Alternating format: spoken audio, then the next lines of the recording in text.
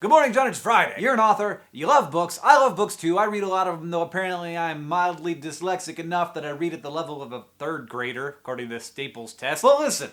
We've been making books for thousands of years now, so you'd think that we'd have perfected the process, and yet I have some things that I would like to discuss with publishing companies. So I love to spend time at bookstores. And to figure out what I want, I read the reviews and I read the blurbs, and also I read the description. Why would you put a major spoiler in the description on the back of the book? I don't want to be halfway through a book and the thing that I know is gonna happen hasn't happened yet because I read it on the thick, it's like 2 paragraphs. Is it so hard to keep a spoiler out of that?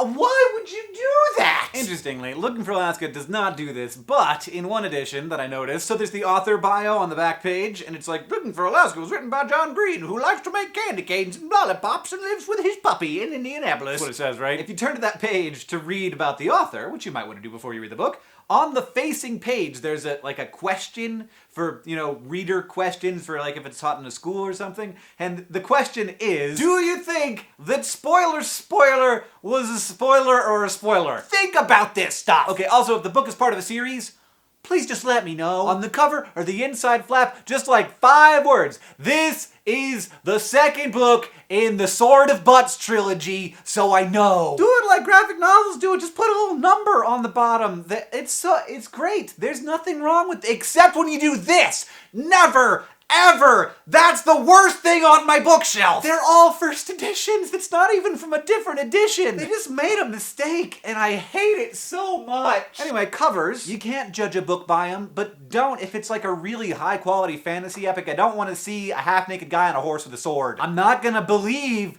that it's a good book if there's a half-naked guy on a sword with a horse. On a sword with a horse? I take it back. If there's a half-naked guy on a sword, then I'll probably buy that book. Decapitated YA fiction ladies? Stop. We've had enough. Books that look like they're Twilight but aren't Twilight? No, why would you do that? Okay, here's another thing. This is the Ocean at the End of the Lane. Amazing book. This, I don't know if you can see this. Let's get in here. This is your deckled edge, where it's not flat. Why?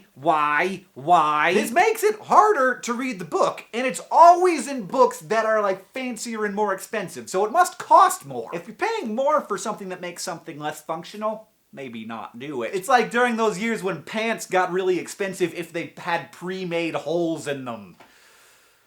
I can make my own pant holes, thank you. Also, just don't lie to me. This is The Casual Vacancy by J.K. Rowling, and it says on the back, the big novel about a small town that became a #1 worldwide bestseller.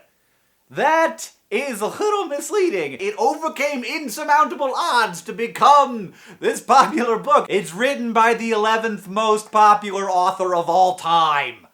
It might become a #1 bestseller. I don't think anybody was surprised. Books are nice, but they're not a perfect format. I mean, you have to charge the battery all the time. There's all those annoying pop-up advertisements, pre-rolls. What I'm basically saying is this is a far superior media to most of them. Except for Vlogbrothers videos, which are the best of all the media. I'm pinnacling it. This is the Cadillac of the ultimate, not penultimate, which does not mean the same thing.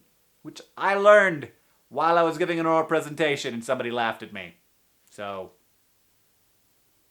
John, I'll see you on Tuesday. The first episode of The Art Assignment is online right now. Go to youtube.com/theartassignment and watch it. The Yeti has a YouTube channel. Who would have guessed?